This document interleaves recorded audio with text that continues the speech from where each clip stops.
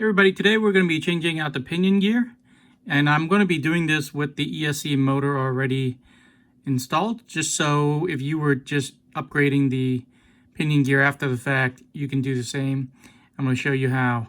So I have the spur gear cover already taken off, and I've already taken off the two screws at the bottom of the chassis that secures the motor plate. So I'm just going to pull this right off and set that right there. First thing we're going to do is take a 1.5 millimeter hex wrench and take off the stock pinion. Put that aside, and as you can see, I have two Phillips screw head screws here.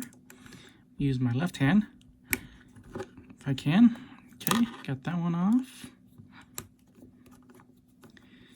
and that one. And if you haven't seen this before, there are numbers printed on the motor plate here. So that's 27, 28, 29. So I'm going to be mounting it one hole into this one screw there, and one screw here. I just need to line it up with the motor. And I'm hoping to keep the fan in the upright position. So let's see if I can find those holes in the motor. Corresponding looks like it's going to be this one and this one.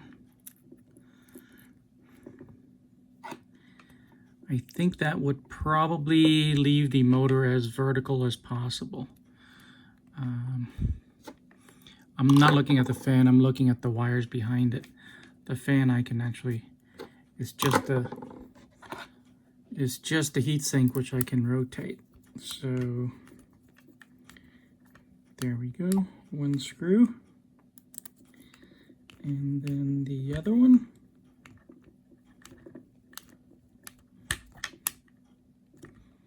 Okay, give it an extra quarter turn.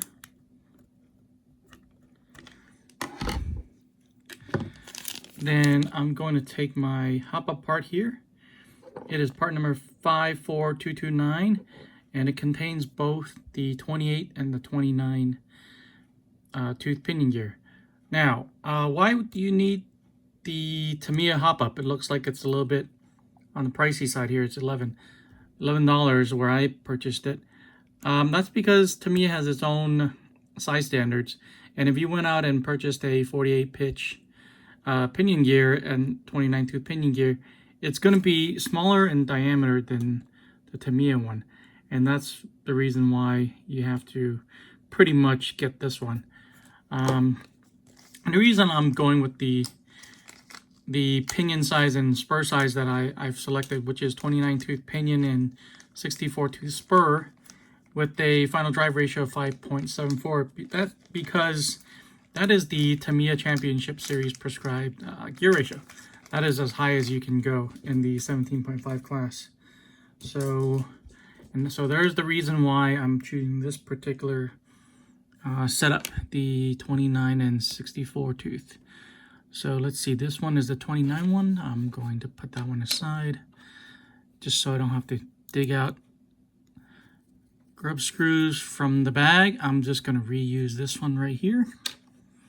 And of course, once I get everything finalized, I'm going to put a dab of Loctite here. But for now, for demonstration purposes, I'm just going to set that in there. I'm not going to even tighten it. I just want to show you how everything is put together.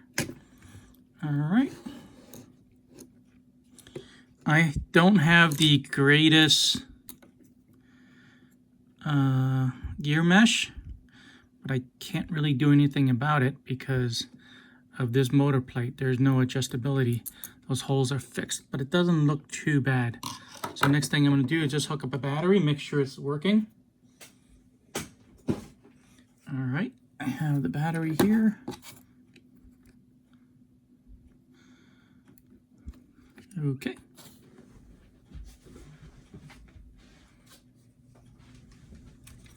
I have the transmitter, and let me go ahead and turn on the car. And if I did everything right and I set it up correctly, these wheels are going to start spinning.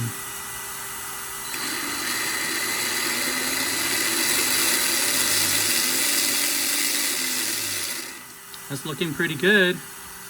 All right, I'm going to turn it off. Well, if this was your car and you're done with the pinion gear, you would just set the spur gear cover back on and you're ready to go. Of course, you need to put the 2 screws underneath, the mounting screws underneath, and you do want to put a little bit of Loctite onto this pinion gear, just a dab right at the very tip of the grip screw, just so it doesn't back out. Okay, so that's it for this video on how to change the spur gear on the Tamiya TT-02RR. Hope you learned something. If you like this video, please give it a thumbs up and subscribe for continuation of this series. And if you follow me on, if you want to check me out on Instagram, it's RC's RC Cars also. And I hope you enjoyed this video, and I'll see you in the next one.